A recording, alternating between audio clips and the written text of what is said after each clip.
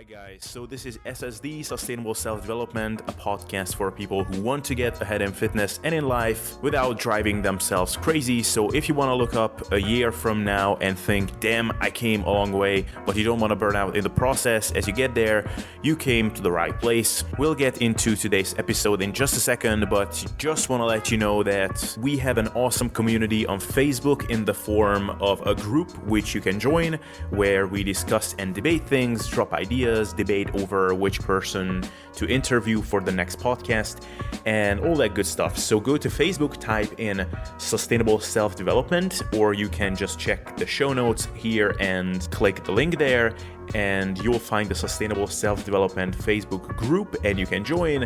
Also, not sure where you're listening to this right now, but this podcast is available on a variety of platforms: iTunes, SoundCloud, PodBean, and YouTube. You can find it on all of these platforms if you just type in Sustainable Self-Development, because luckily nobody is weird enough to name themselves in such a way except me. So look me up on these places and follow the show by subscribing so that you don't miss future episodes. And with that, let's get into the show. Hey guys, Abel here, and in this episode I'm coming at you with another radio hour. I recorded one of these last year, and I'm going to be playing some clips to you from some of my past favorite, and I would add underrated episodes. And these episodes have been recorded with three of my most often featured guests. You can even guess who they are. Well, you definitely can because you probably read the title, but they are Dr. Eric Helms, Dr. Israetel and Menno Henselmans. I have done a couple of episodes with them in the past, and I feel like they have been underwatched. I think to this day, these episodes have gotten around 3,000 views, which is not bad, but pretty low compared to how many some of my other episodes have gotten and how good these episodes were. So I'll be playing to you these clips, which are quite memorable for me. So we will start out with a clip from my interview with Dr. Eric Helms. He was actually not a doctor at the time. We were talking about the question of how to determine for yourself what your settling point is in terms of body fat percentage. And we'll also talk a little bit about the recent culture that has emerged in the fitness world, which is wanting to be super lean all the time. On the latter point, I actually don't want to comment too much because I think it's been beaten to death quite a bit on my channel before. The most notable example of this was the bulking debate that has taken place on my channel between Eric Helms and Mike Israetel, as well as the follow-up episode that I recorded on that. On the point of determining your body fat set point, I'd recommend to you my episode on body fat set points, where I talked about the signs that one can look for when trying to determine what kind of body fat percentage or ballpark that of could be appropriate for them. One other thing that I'd like to mention here, and I talked about it in a recent episode, I believe it was with Szoták Andrei when he interviewed me. It's on my channel, and this is also linked in the show notes. But in that episode, I touched on the fact that when I stopped tracking my macros, that was actually the first time when I got a real good grasp on where my natural body fat, quote unquote, settling points are. So, now after eating this way and kind of being more in tune with my body, I can clearly see these kinds of cutoff points where really my general resiliency declines, in that I'm more prone to just getting hungry to the point where it's distracting me from whatever other thing I was doing. I'm more reliant on piling up on high satiety foods constantly. And if for whatever reason I don't have access to these foods, I notice it quickly. On the other hand, I now have a pretty good handle on the points at which I get very robust to changing food environments and food availability. There often comes a point for me where whether I eat my normal 10 a.m.-ish breakfast or I fast until 1 or 2 p.m. almost doesn't matter, and where I'm just becoming increasingly non-excited about the thought of certain foods that otherwise I love. So for example, just the other day, someone mentioned to me that, whatever, in X bar or pub, they serve the best fries in town. And I love fries. Like, when it comes to junk foods, I'm a very simple man with simple needs, and salted fries with ketchup, that's like heaven to me. But I heard fries being mentioned and I was like, meh, who cares? Now, it's obvious that these things move on a spectrum. So it's not like at, say, 8% body fat, I need to intravenously dose myself with broccoli and spinach, otherwise I starve away. And at 10% body fat, I'm oblivious to the thought of French fries. It all moves on a spectrum, and it's a matter of a number of variables interacting, such as my body fat levels, the incoming calories acutely, as well as the incoming calories on a chronic level. So, for example, have you just finished dieting, for example, or have you been eating in a surplus for a while? The general palatability or the appeal of the foods that surround you also matter. Your personal psychology, how much do you like eating on the whole, how busy you are during the day. So obviously these will all create a big soup with a ton of ingredients. And then when we look at this end soup product, we will say, I'm at or above or below my set point.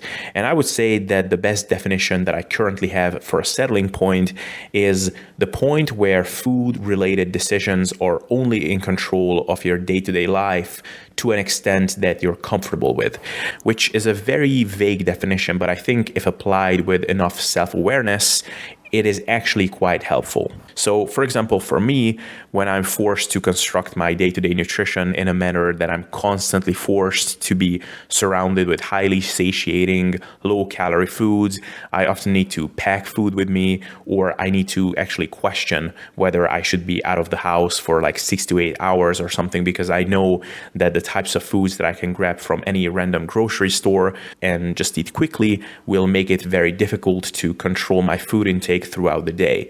That's annoying. That's distracting. It's making it more difficult for me to get things done. So I would call that point below my settling point. But, if, for example, I was a sultan, for example, from some Middle Eastern country, and I always had a crew of servers following me everywhere, and I could get my giant plate of fibrous veggies and lean protein with a snap of a finger, then all of a sudden I would probably feel like my settling point is quite a bit lower. So, it's not purely physiology, not by a long shot. It's an interaction of physiology, psychology, and the practicalities of life. So that would be my input on this one briefly. And with that, let's get into this clip with Eric. To this call, I asked a couple of people in a few communities if they had some questions to you. And we had a couple of good questions, but basically, I could categorize them into two big categories, and one of them was related to body fat percentages. And, a lot of questions regarding can you stay at 8 to 10% body fat? What's a good body fat percentage? All those kinds of things. And I guess a more general question that could be helpful for a lot of people here is when you have a client or you are trying to determine this for yourself, how would you determine if it would be beneficial for you to try to get a bit heavier, maybe carry a bit more body fat in the off season, or whether you're an Alberto and it's appropriate for you to stay, single digit body fat in the off season? How would you determine that? Well, the cool thing is that your brain is heavily linked in body weight regulation. If you the biggest sensor for leptin in the brain, so I go completely behaviorally, if you are still food focused, you're too lean. It's honestly, it's that simple. Assuming everything else has kind of been sorted, it's not just immediately after competition where you're going to potentially be food focused for an extended period, maybe 3 to 4 months before you feel normal, almost regardless of your rate of weight gain, almost regardless. But so, yeah, most of the time it's not, a lot of people go, oh, I've heard it's between 8 to 12%. I'm going to try 8. And they may be someone who's kind of behavioral settling point and where they're not food focused to 16%. And they're going to be struggling for a long time until they accept that. So I think it's simply a matter of basically seeing at what point are you not food focused? What point can you not worry about it? Where whatever behaviors you've gotten from your time in fitness are enough to sustain your weight and you're not constantly thinking about eating. Because if you are, that's an issue, and it shouldn't be ignored or just seen as just a character trait. I've talked to some people who are like, "No, man, I'm always hungry. That's just the way I am." And I go, well, maybe that's possible. I'm not going to completely discount that, but a lot of times it's because of people don't know what's the chicken and what's the egg.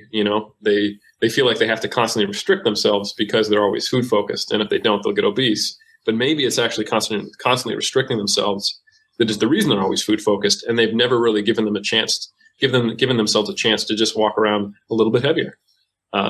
So yeah, it's unlikely that you're just that person who will just eat into oblivion, even though you regularly train, have a good idea of calories, have a high protein intake, eat healthy, etc. The people are out there who will need that, but it's certainly not normal.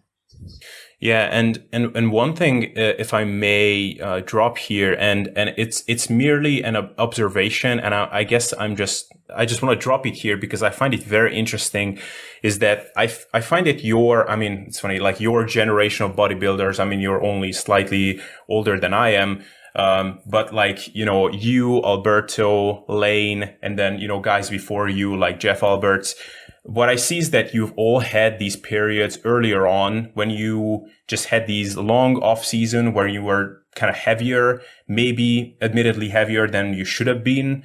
And you were carrying more fat than probably was needed, but you just didn't care about it that much. And that's when you made some of your best gains. And like my generation, even though I'm only slightly younger than you are, but we grew up on the social media, intermittent fasting, stay shredded all year long. And we are the ones who end up spinning our wheels for years on end and not making any real progress. So I don't know. Does that resonate with you, what I'm just saying? I think yes, to a certain degree. I think people who are, like the stereotypical thing back when I was early coming up, we're talking when I first started lifting weights in 2004, was that there's the guys who go on the dreamer bulk and get too fat, think it's all muscle. And then there's the guys who never make any gains because they always want to have abs. I think it wasn't as socially acceptable to be in the latter camp before, when like in the mid 2000s, early 2000s, there wasn't like a strong outlet for that. And then I remember when Martin Birkin and Lean Gains and other guys who kind of had these popularized approaches to, maintaining a low body fat percentage with less effort. Like once they got credibility, and this isn't a knock against them, I think they've done some good work. It's just often taken too far by the followers rather than the actual person. I think once that became socially acceptable and there's an outlet, instead of all these, big roided out bodybuilders telling you, quit being a pussy, just, eat more food, don't have abs. That was basically, that was like basically half of the T Nation articles and Elite FTS articles that I grew up on, were, I remember an article on T Nation from Dave Tate saying, having trouble gaining weight, we'll get a large pizza and dump olive oil all over it and just eat it all. So which is insane, when you think about it. But if anything, there was this culture in the mainstream online bodybuilding community of, if you're not gaining weight, you're not making gains. And if you can't gain weight, suck it up and eat more food, which was the prevailing thought. And I will say that now, with some of the leadership and quote unquote fitspiration and the constant eye of social media always following you and everyone posting, filtered pictures of them in their best lighting and posed shots, that there is now a huge culture around always being aesthetic, and I think the downside to that is that it asks a lot of people to try to do that who don't have the experience or the foundation or the genetics or psychology to do that. And I think there's more wheel spinning from that. However, I mean, like Alberto and myself, Alberto got up to 250 pounds and he competes at 165. So he's had to spend a couple years cutting to get back down to, a reasonable body fat percentage. So there's certainly extremists on either end. Neither one's good. But certainly I think the one thing you can be sure of is that if you're eating everything in sight, you're probably not holding back, your lean body mass gains. It may become a big pain in the ass if you ever want to actually diet down and get on stage and you have to lose half your body weight. But, that's just depends on which kind of problem you want to have. Yeah. I mean, it's, I guess everybody has their own biases. It's just me, looking back at, my past couple of years. If I could advise my past self, I would have probably said that dirty bulking is not good, but it probably is still better than just being obsessed all the time on being super lean. Because dirty bulking, at least as you said, you're not holding back on the I would agree. And you're less likely to develop some not so healthy relationships with food in your body. You might be just not happy with the way you look in the mirror, and have to diet at some point. But I would agree if that's the lesser of two evils. Yeah, exactly. And just to give people some perspective, like from all the bodybuilders that you're working with, like what would be, some of the higher body fat percentages that guys maintain in the off season and are still productive, and you consider that as fine. Yeah, and the funny thing is, body fat percentage, like if you measure it on DEXA, on average, it tends to be higher than other methods, and that can freak people out. But like if what the internet consensus of what different body fat percentages are based on visual assessment, I'll use that standard that we all kind of have an idea of, where like an ab cage is probably 15% and, full-blown abs is 10%, that kind of thing.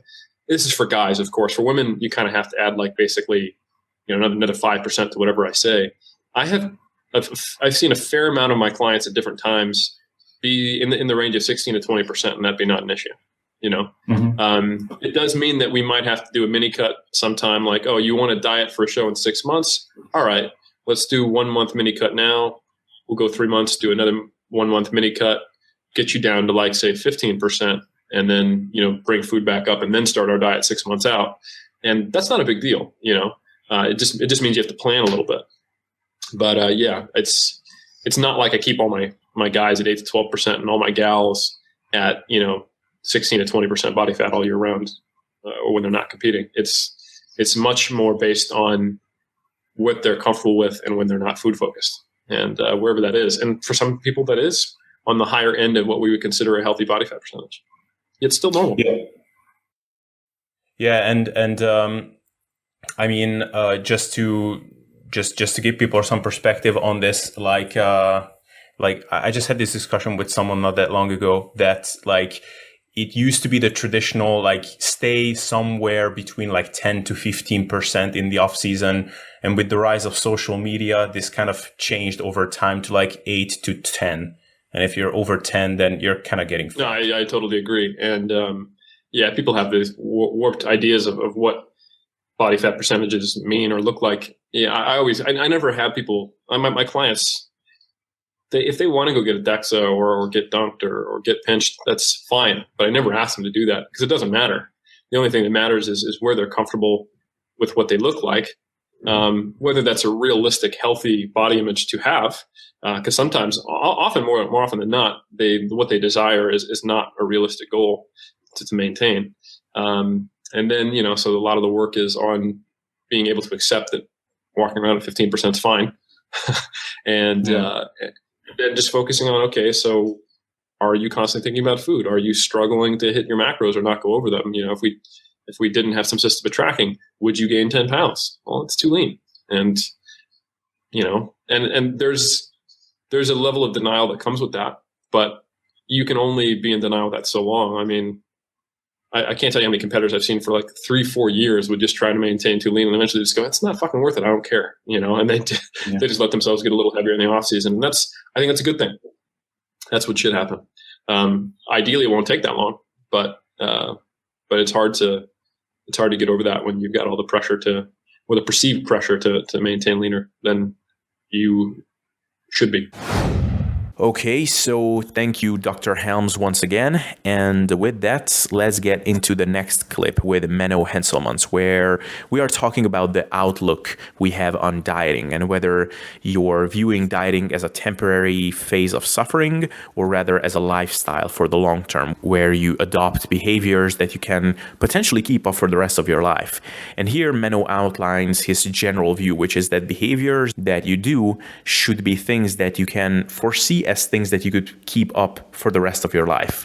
Now, as we kind of go into it a little bit in this clip, this is a concept that to some degree is by definition non-applicable, since dieting, where you're establishing a hypocaloric state, is obviously something that you will not be keeping up for the rest of your life. I mean, if you're listening to this, odds are that you have ambitions to build muscle and to recompose your body over the long term.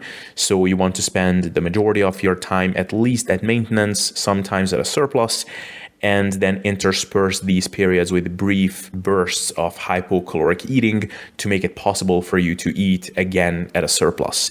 So given that reality, if you will, the whole concept of employing sustainable diet practices is flawed. However, I think that Menno is very right in that the behaviors that you employ during dieting and those that you employ during maintenance or bulking should be just shifts in degrees of severity of extremeness within the same set of behaviors. So for example, during maintenance or bulking, you might be eating veggies, fruits, lean protein and full fat variants, some added healthy fats, and some extra starch sources from, potatoes and rice. And then during cutting, you might be eating more veggies, more fruits, more lean protein, less of the full fat variants, and maybe no added fat sources and less of the starches. Is there a difference between the two approaches? Yes. Is one more restrictive than the other? Yes. But the general setup is the same, which is you're eating a nutritious diet from wholesome, nutritious foods. And in one instance, you're reducing the variety within these foods. So when the diet is over and you no longer need to establish negative energy balance, the only change you might be making is adding in more of these other foods. Now, Menno draws the line here with the inclusion of cardio and that being a non-sustainable diet practice. And I'm not quite sure if I come from the previous definition, which is that you want to employ the same general behavioral principles and only shift the severity to which you're employing them, depending on your goals, then including cardio could also fall under this umbrella. So if the default behaviors are already set in stone, which is that you are going to the gym maybe 5 days a week, then adding in maybe 15 to 20 minutes of cardio after your training sessions as a means of burning some extra calories, and then at the end of your diet, you simply stop doing those extra 15, 20 minutes, I'm not sure how problematic that is. I think the real issue where we're getting here, though, is that if the only two states are a complete lack of structure and mess, and that's the behavior that you have when you're not lean, or being super organized, structured, and regimented while you're getting lean, then you have no practice and developed skill set in long-term normalcy, which is what's needed to maintain your body composition or to further improve your body composition by going into a slow gaining phase. So yes, if you're overhauling your entire life structure to get lean, which is something I have done tons of times in the past, then the question stands for a good reason: how are you planning to maintain the results? Do you have any idea how a normal day will look like in your life? On the other hand, and this is also something we'll touch on here, if you're getting down to 6% body fat and that level of physical state is not even close to what you'll want to maintain in the long run, then employing some pretty extreme strategies is probably fine because you're doing something non-sustainable to achieve something non-sustainable. So if you dieted down to 6% body fat for a bodybuilding show, then you'll potentially want to be in 1,000 calorie surplus after the show for a few weeks to get yourself out of that state as soon as possible and to re-normalize your hormones, your hunger signals, and your entire physiology. So at that point, basically everything you do is non-sustainable, if you will. It's like going on a swimming marathon race where you're swimming in the ocean for like 8 hours. If you start swimming like crazy from the get-go, then that won't work out because you're on a marathon. However, if you see a shark's fin in the nearby, then you need to start swimming like crazy until you reach the nearest rescue boat, and you don't care about sustainability in that moment because you just need to survive. So this is what we'll talk about here, and with that, let's get into it. And I think lifestyle change is a word that used to have very good connotations, but it is commonly now seen as something that is more like a hippie, alternative medicine kind of vibe. That doesn't have any scientific support, but it is really, really true. It's a cliche because it's true. Lifestyle change is really what it takes to get lean and stay lean. For example, if you're relying on an hour of cardio a day to get lean, you have to think and ask yourself, is this something you're going to be doing for the rest of your life? Because if not, and this is what it takes to get lean, how do you plan on staying this lean? Mm-hmm. Same with anything else in your diet. I think many people are concerned too much with acute choices in the moment, like do I eat this or do I eat that? And they don't think in terms of a lifestyle, like how is my life when I eat this versus how is my life when I don't eat this? And it's a lot easier to make lasting changes if you think of it in terms of a lifestyle than which you don't. And in general, in terms of food choices, I mean, rationally speaking, you can think of a food as either worth it or not worth it. A food has certain benefits, like the pleasure it gives, the protein content, fiber content. These you could see as benefits. And then negatives would generally be caloric content, if it's not satiating, if it has trans fat that is harmful to your health, these kind of things. And then you weigh these, as an economist would do, and you weigh the costs and the benefits, and you decide the food is either worth it or not worth it. So from a rational point of view, it also makes sense to restrict certain foods. The problem comes when people take this to extremes, and they are what is now called in psychology a restrained eater. So they don't see it as a choice anymore. They think of a diet where a lot of people go wrong. For example, Atkins diet, they have good foods, bad foods. And they think of them that way, not because they have decided for themselves these foods are worth it or not worth it, but because it is part of the diet. And that defeats the whole purpose of diet as a lifestyle change, because actually the word diet, which is now seen as like this period of suffering that you have to go through to get the results you want, actually comes from Greek and Latin, dieta. It meant way of life, which is, of course, completely different connotation than what we now have with the word. The problem comes with people that don't see it as a choice anymore, whereas you should not think of, you cannot eat McDonald's, but you should think of it as McDonald's to me is not worth it. And this also corresponds with research finding that if you make it a habit in people to, before they eat something, ask themselves, think of the caloric content of the food. And this is something I also implement with a lot of my clients and tell them to do. Before you eat anything, especially if it's not part of your plan, consider what is the macronutritional content. And then this spurs you into thinking about costs and benefits. Because a lot of people, they have this idea that when they stop thinking about their diet, it's all reins are loose and they get, the screw it effect. And they make a lot of choices that they later end up regretting. So some things can be worth it. I'm not saying you should never have McDonald's. For some people, it may be worth it. They may like French fries so much that they're worth fitting it into their macros. It's worth consuming some trans fat for, and they accommodate the rest of their diet to fit this in. I think for most people, though, it will be very difficult to remain six-pack lean and eat McDonald's with any regularity. So as long as you keep in mind that it is a choice, it can actually be very helpful to think in terms of food as worth it and not worth it, and not enjoy the flexibility you have too much.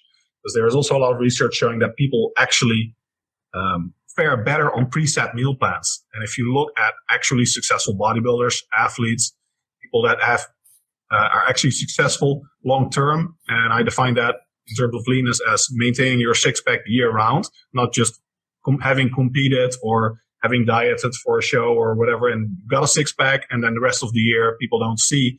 You don't post it on Facebook or Instagram or Facebook, but actually you're still kind of chubby and you just get lean once a year. But if you look at people that actually maintain a very lean body fat percentage year round, they are almost always on set meal plans. They have little variety in their diet. Many of these clients, they are actually concerned with this. They ask me, is it okay if I eat the same stuff every day? Well, as long as you cover all nutrient bases in your diet, that is perfectly fine. There is no need to make it more flexible, induce variety. Don't fix what isn't working.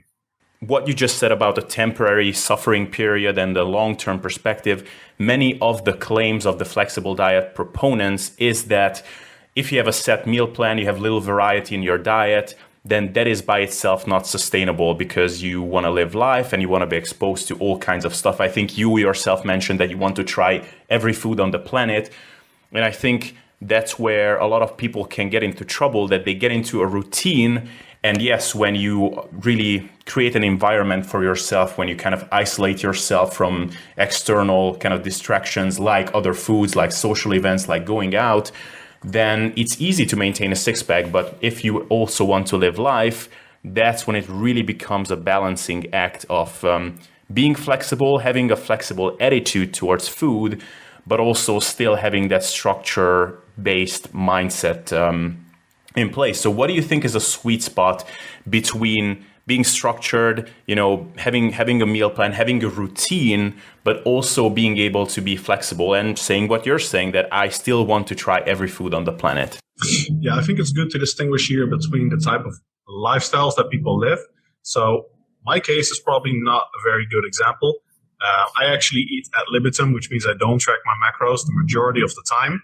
But the same things still apply. I still have a lot of rules. And if I, for example, try something that I know is more caloric or less satiating than my typical foods, I will see if this matches with higher energy expenditure, which is often the case during like holiday periods and where you're traveling, or at least when I'm traveling a lot. I walk a lot, ride bicycle a lot when possible.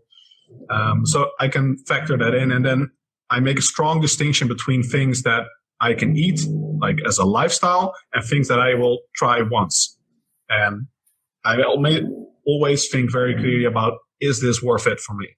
For many people, if you're an office worker, for example, then routine and stability are definitely your friend, because when you get home late at the end of the day, you are what researchers call in a state of ego depletion.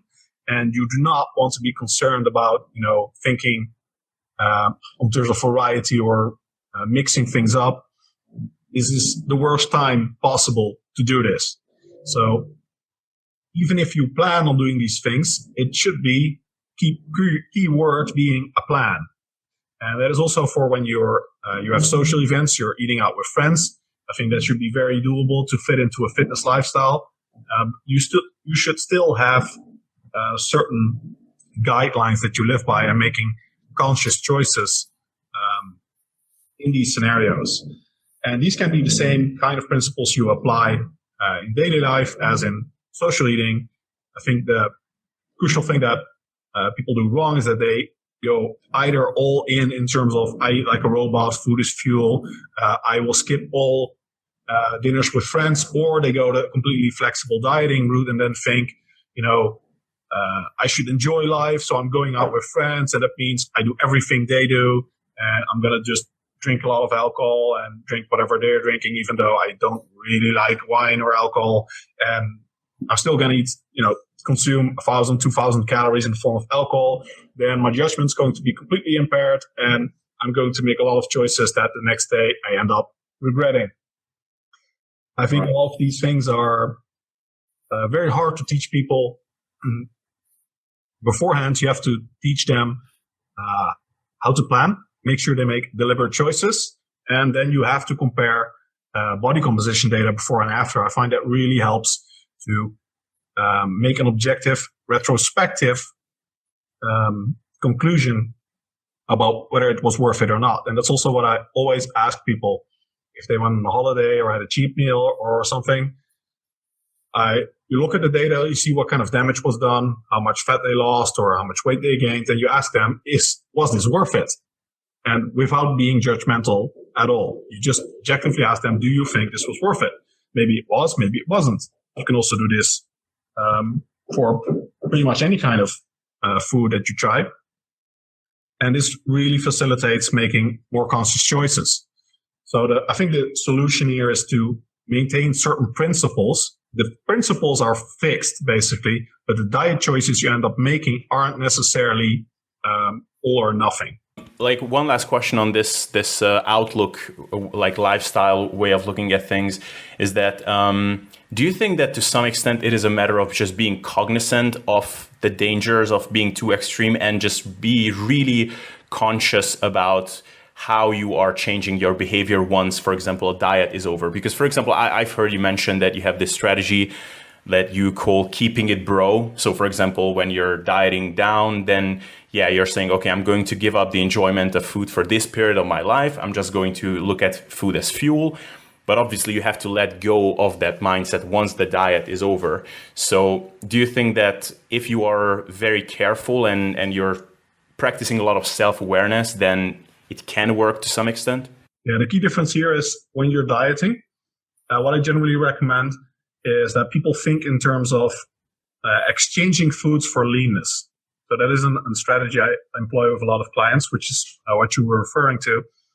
And basically that means that certain foods, as your energy intake goes down across a cut, which is often the case when you're not gaining muscle so fast anymore. You're pretty advanced trainee, you're not getting muscle so fast anymore that your metabolism increases throughout the diet, but it decreases because of adaptive thermogenesis and a lower body weight, then you're generally not going to be able to fit the same foods into your diet anymore as before. And this is where the traditional eat less advice fails, because people don't make these choices. They stick with the same food choices they have and try to eat less of them. And as the diet progresses, there's less fat tissue, less leptin secretion, less appetite suppression. They get hungrier and hungrier, and energy intake goes down and down and down. And they still try to fit the same highly caloric foods like bread or bread with peanut butter, those kind of things, into their diet as they did before. And it just ends up being a negative spiral of more and more inhibition of their appetite, living with hunger, and craving these foods that they have now a lot of difficulty eating until they're satiated. So I think it is crucial to make changes there in terms of the food you eat. And when you are talking about a natural trainee that undergoes cut and bulk cycles and stays within like 6-pack lean level year round, which is, I think, what most natural trainees should aspire to, stay within like a 7 to 15% body fat range where you never lose your abs. I think that is very realistic for most men. Then you want to have certain foods that you don't necessarily exclude entirely, but that are depending on your current body fat percentage. So at body fat percentage X, I can eat these kind of foods. For example, I know that whole eggs and avocado, they're okay until about contest level, and after that I have to be a lot more stringent. Things like when you're going really deep into contest prep, I often still try to do that ad libitum as much as possible. Then at some point you're going to end up with a very limited food selection. But that is fine, because I know that these foods are still okay for me to eat, and there are still a lot of foods that I can eat again when I'm bulking. Now, when you are taking this to an extreme level, which like contest prep, and you're going below this body fat percentage that you end up, that you know is sustainable for you, then by definition you are also, you can also employ non-sustainable diet practices. And that's where keeping it bro can be very helpful, depending on the person's mindset.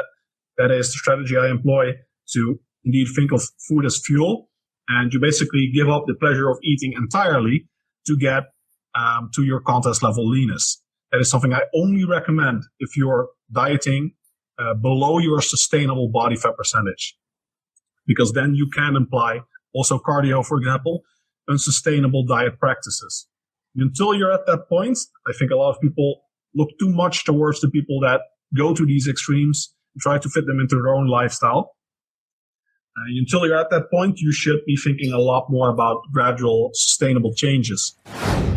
All right, so thank you for that, Menno. And with that, let's get into the last clip today with Dr. Mike Israetel, which is on the process of reversing out of a long, grueling diet. So here, I bring to your attention my episode where I talked about ending a diet successfully. It is linked in the show notes below. But basically, the key takeaways are: be slow and gradual with the inclusion of highly palatable, super tasty foods, and only start to increase the average level of tastiness, if you will, of your diet once the foods that you're currently eating are just almost too satiating for your own good. So if you're already sick of eating veggies, fruits, meat, eggs, and fish, and things like that, and you're just full all the time from them, then start adding in some slightly tastier foods with higher calorie density. And over time, maybe you can even add in some fun foods and treat foods. Anyway, this is elaborated on in quite some detail in the Ending a Diet episode. I encourage you to check that out if you have not seen that yet. And Mike really beautifully breaks this process down here too, in the usual manner, which is funny, illustrative, and is just a pleasure to listen to. So let's get into this clip with Dr. Mike Israetel.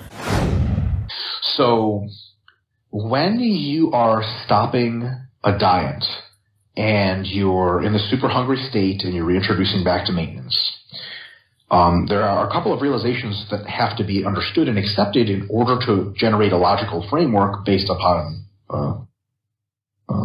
which you're going to move forward.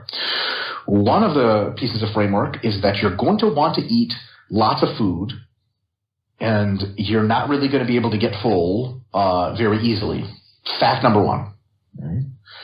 Yeah. Fact number two, hyper palatable, the most delicious, crazy food that you want. Its relationship of fullness generation, of satiety, or palatability, relative to its calorie load is going to be really, really shitty. The shittiest, because these are the foods people use on a mass gaining phase when they literally can't cram any more food down. Like, you can always eat just a little bit more Taco Bell or McDonald's, but you know, just chicken and white rice, at some point you're just like, there's no way I can eat any more of this shit, right? So these foods are literally designed to have this ratio of palatability to calories that's like egregious, but that's exactly what you don't want. So if you're looking to fill up on cheeseburgers in the post-dieting phase, you are looking at a fool's errand, right? It's just not going to be possible. A slight complexity, but it turns out to be a benefit in this case, is what I can term here like a hedonic staircase. And work with me here. Like palatability staircase or hedonic staircase. Here's the deal. One of the biggest things you look forward to after the completion of a diet is the return of food as a pleasurable thing. Particularly with the milieu of hormones that you're experiencing at the end of a diet, you can't wait for food to bring you pleasure. Right? I mean, this is like, if anyone doubts this, then they simply have never done a fat loss diet. There's no point discussing it with them, right? But as soon as you've done your first fat loss diet, and if it was done extremely enough, then you know exactly what we're talking about. So everyone's on the same page. You can't wait to make yourself happy with food. But the thing is that normally, if we're not in a very altered psychology post-diet, let's say we're just normally maintaining and we decide to make ourselves happy with food, we have to reach food's happiness, ability to make us happy can be ranked kind of like on a staircase with lower steps to higher steps. And we usually are kind of in the middle of that with our normal foods. So we have to reach for the very top of the staircase to make ourselves happy with food. So for example, like if someone's like, let's have some fun tonight. Let's eat something delicious. And you're like, okay, what do you want? Do you want like just chicken and pasta? And most people will be like, what the fuck is wrong with you? That's not good. That's like worse than the average food we eat. Like it's not even flavored. And you're like, okay, I messed that up. Sorry. How about some really awesome lobster or sushi or steak, some gourmet food? And now people are like, that's the stuff, right? That's the most delicious, most hedonic food. Yeah. Normally, that's the only kind of food that really gets us high, so to speak, from food, right? Nobody, like if you're on a mass gaining diet and someone posts their Instagram post and they're on a diet and they're like, got some chicken and broccoli today and it's more than usual. I love it. Look how delicious it is. Like you look at the picture, you're like, that's not delicious. That's ridiculous. That's disgusting. You couldn't pay me to eat any more of this shit. I'm tired of it, right? So only the most hedonic food normally works. But here's the problem. Most people, when they end a diet, what have they been fantasizing about the entire time? The most hedonic food, because that's like the ultimate sort of situation where you're like, oh my God, I can't wait to finish my diet so I could get this maximum huge nuclear explosion of pleasure and just get to the best food right away. And it's true. If you do indulge in that kind of food right after a diet, it's going to be the best tasting food you've ever eaten in your entire life. Yeah. Unfortunately, it's going to take you down a road where you get fat as hell and the entire purpose of the diet is just completely unclear. So that's not an option. The good news is steps on that hedonic staircase that are usually below where you're standing are now all above where you're standing. At the end of the diet, your solo on that hedonic staircase that's anything versus your hypocaloric diet is a step above. So my huge recommendation is this. Start on the lower steps and slowly work up. What's the lowest step? It's really simple. More of the same boring foods you were eating on your diet. Period. And if you're dieted down enough, that is a super welcome, super awesome, super happy thing. Like when you finish a diet, normally you have 50 grams of carbohydrates and 40 grams of protein, 15 grams of fat. If you just double the size of that meal, let's say, you just double the size of half of your meals, then all of a sudden, that's a whole lot of pasta and chicken and broccoli, and that stuff fills you up. You can't wait to eat it. It's amazing. And you're sitting there in front of the TV going, oh, my God, this chicken and broccoli is amazing. And people are like, what the hell is wrong with you? You're like, I just dieted for 4 months. That's what's wrong with me. And they're like, so you're really enjoying that? You're like, yes, I could eat double this if I had to. Perfect. Yeah. The good news is we have two birds with one stone. One, we're super happy. We're getting what we wanted, which is the hedonic pleasure of food. But we're also not getting super fat because it's very easy to control the amount of this low palatability food. We don't, you're not going to eat an extra 5,000 calories of chicken and broccoli. You're just not, right? So it's easy to stay within limits, yet fill up our hedonic, cup, so to speak. Now, after a couple of weeks or a couple of days, depending on how fast metabolism adjusts, let's say after 2 weeks, just for convenience purposes, the only change you've made is you're eating more of this quote-unquote clean food. I hate to use that term, but, healthy, bodybuilding type, low palatability food. After 2 weeks or so, your metabolism is now upregulated, and also, the food's just not entertaining you as much anymore. And you're starting to recover psychologically. You're not fantasizing about food all the time, and also your metabolism is sped up, and now you can actually raise your calories a bit more. So what you do then is you start to eat a little bit more of the foods that are still, let's say, low in calories and low in fat. And I only say low in fat because that's a really great way to keep foods low in calories, but that are a little tastier than you usually eat. For example, flavored Greek yogurt, or low-fat graham crackers, frozen yogurt, right? Things like that, which are not low-fat, low-calorie ice creams like Halo Top or Enlightened or something like that. These are the kind of foods that if you got right after you finished your diet, you would have just eaten so many of them, you would have shit blood or something like that. But now, because you're kind of used to phase one, these foods are an extra hedonic boost, and then they're appropriate at that phase.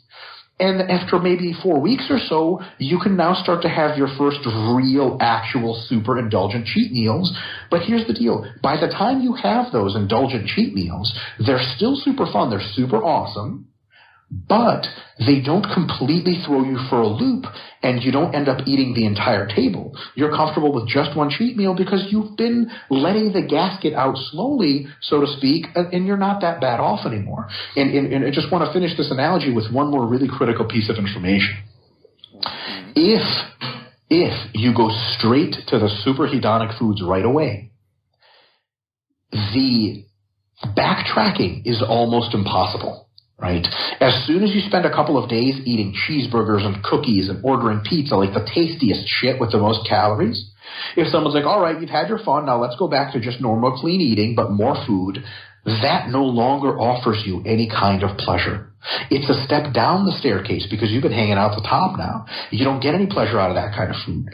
What you're going to do then is try to eat it for a couple of days, get super bored, and then go back to satisfying your hedonic sensation, your hedonic needs with, again, those cheat foods, and again be over calories, and again get super fat. So a really, really big important point here is to, in some sense, dope out the hedonic pleasure, the palatability of food, start with more of the less palatable foods, increase the palatability and calorie load of the foods slowly as your body adjusts, which means two things. One, you recover well and you don't gain an excess amount of weight. And two, you continuously have more and more fun as the diet ends. There's never a bad time. There's never a shock where you have to go back into jail, so to speak, back away from the foods you love. So I'm actually advocating it for individuals that need this, because some people can get away without it, but for individuals that are very sensitive to this rebound stuff, if you finish a bodybuilding show, a really big diet, do not go and get a cheat meal. Don't do it. Go and get more clean food, eat that, keep eating it. 2 weeks later, start to spice up your diet with frozen yogurt, low-fat ice cream, that sort of thing, and only maybe 2 to 4 weeks after the end of the diet, start peppering in real cheat meals. For the last 2 diets that I finished, I had my true cheat meals something between 2 and 3 weeks after I finished the diet. And these diets have been landmark phases for me in which I regained much less fat than I had on previous diets. Yeah, this was brilliantly laid out, and I think another big consideration for people to keep in mind for why you probably shouldn't go for the crazy calorie dense, hyper palatable stuff right away is because once you're finished the diet, simply because a lot of the satiety mechanisms that are kind of the way your brain perceives satiety is through a variety of mechanisms. Probably some of it is insulin mediated from the carbs you're eating. Probably some of it is fat mediated. And when you're on very low calories, those satiety mechanisms are obviously suppressed. And that's why people load up on really low calorie, high volume stuff, because that's the only form of satiety that they can really get at that point, is just filling up their stomach. And probably at that point, you're really reliant on high volume foods. And you're still in that state when you're finishing your diet. So even if you are eating very calorie dense, hyper palatable stuff, you're still requiring that high volume component from your diet. And if you're doing that with super high calorie foods, then that will be very problematic. Would you agree with that? Exactly. It's like you've been training, in a sense, to eat the most food possible, and all of a sudden your training is unleashed onto the world of high calorie dense, palatable food. It's the worst possible combination. Like, I have eaten amounts of food post-diet in one meal that, to me, right now at the top of a mass gaining phase, even though I'm 20 pounds heavier or 15 pounds heavier, seem unbelievable. Like, I just can't repeat that. Like, if you took me to that restaurant now that I ate just like 2 huge pancakes that were the size of, each was the size of a serving plate. I ate both of them and I ate my regular meal. If you'd said right now, hey, Mike, let's do this now, I'd be like, I eat like a quarter of that pancake and throw up everywhere. This is not going to happen. So we're really primed to be eating machines as soon as we're done with a diet, and that is precisely what we have to engineer our diet to not allow us to do. So, people say like intuitive dieting, listen to your body. Always listen to your body. Just realize it's not always saying the right stuff. It's like listening to your children. You got to listen to your children, but a lot of times they say completely dumb shit that's just really not a good idea to do. Yeah, exactly. And another critical component that you touched on, but I want to take or bring it home even more, is that there is a time component to all of this as well. So one reason why it's probably good not to have a 10,000 calorie cheat meal right after your show is because even if you are, you could make the argument that, okay, you're eating 10,000 calories on one day, that's maybe a 7,000 calorie surplus. But it's not the same as having maybe a 500 to 1,000 calorie surplus for 1 week or for 14 days. So even if it doesn't quite work out math-wise that way, there are certain mechanisms, satiety mechanisms, that take your body some time to get back in order. So that's why it's probably a better idea to take it a bit slower. Oh my God, yeah, by a long shot. So I'll tell you this. Huge cheat meals paired with periods of sort of paying for the cheat meal by continuing a deficit, right? Because that's what you're going to have to do, right? Yeah. That is the best way to promote continual hunger and essentially disordered eating pattern. If you want to continue to want cheat meals, just have huge cheat meals once or twice a week and be in a slight deficit or pretty sizable deficit the other days of the week, and you will literally continue that pattern. It is a self-continuing pattern because the cheat meals give you that bit of hedonic pleasure, and then the days afterwards rebuild that desire for that pleasure. And it gets to be this self-perpetuating pattern. It's a nasty pattern. The way to squash long-term hunger is to continue to eat day in and day out at either maintenance or especially a slight surplus. After 4 weeks of eating every day at a slight surplus, it actually gets annoying to eat at a slight surplus, and you're officially recovered. You actually know when you're officially recovered from dieting when someone's like, "Hey, do you want to go out for a cheat meal?" And you're like, Like, you would never say that in a million years a week after dieting. But if you're like, I don't know, can I just eat normal food and not eat a lot? People are like, what the hell's wrong with you? Well, nothing anymore. But it's one of those things where people say, like, okay, I know I don't want a big surplus, but I'm just going to run the math, and I'm just going to have a 10,000 calorie meal one day, and then the other, 6 days or whatever, I'm just going to cut my calories by a shitload. You are engineering disordered eating patterns. That's exactly what you're doing. It's a disaster. It fails almost every single time. It's just going to drive you insane, and it doesn't promote recovery. Here's the really unfortunate part of this. So at RP, we've worked with literally thousands of people so far, and something that our diet coaches perennially see, they see this very often in female dieters, is, when people say, I've been cutting for 2 years, but I haven't lost any weight, my metabolism must be broken. It's not their metabolism. Metabolism works just fine. What they do is they are on a hypocaloric diet that entire time. but it's pulsated with big cheat meals. So they're dieting really well for 6 days, and then the 7th they go nuts, and they repeat. That kind of structure keeps them in that loop. It keeps them going in that loop. It's a really, really bad idea. And they'll end up continuing that process because they don't have, unfortunately, they're not in a circumstance psychologically to will themselves into a dedicated surplus. Because what they'll do is as soon as they do a surplus for 2 or 3 days, they'll start to feel guilty that they're getting fat, and they'll start to cut again, and they'll rebound and cut and rebound and cut. And that's no way to live.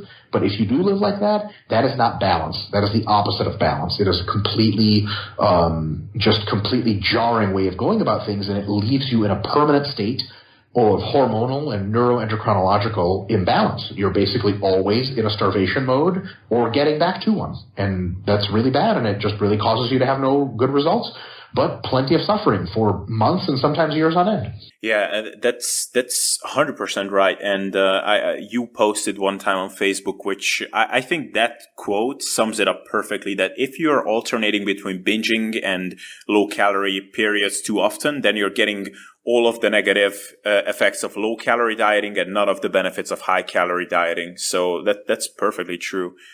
That's it. It's really unfortunate, and a lot of people get caught in it. Man, I could listen to this guy endlessly. He's just one of those people who, even when I don't agree with him, I just like listening to him. Such a great speaker. This was not one of those moments, by the way. I agreed with everything he said here 100%. So, guys, that was it for today. I highly encourage you to go ahead and check these episodes out from which I played these clips to you. They are all linked in the show notes, of course. You will get a ton of value from them. I can pretty much guarantee it to you.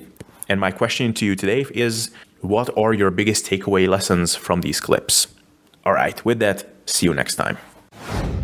All right, guys, I hope you enjoyed this episode. If you did, please leave a comment and subscribe if you watch this on YouTube. If you listen to this on iTunes, please leave a rating to help this stuff grow. SoundCloud and PodBean, you can just follow me to be notified on future episodes. And to be a contributing member of this podcast, join the Sustainable Self-Development Facebook group where you can drop ideas about future podcasts. I very often ask my listeners for tips and advice on who to get on next. So if you're interested in getting into discussions like that, be sure to join the Facebook group. And if you don't want to go through the searching process, just click one of those links in the show notes / video description. It is all there. All right, thanks for hanging around up until now, and see you next time.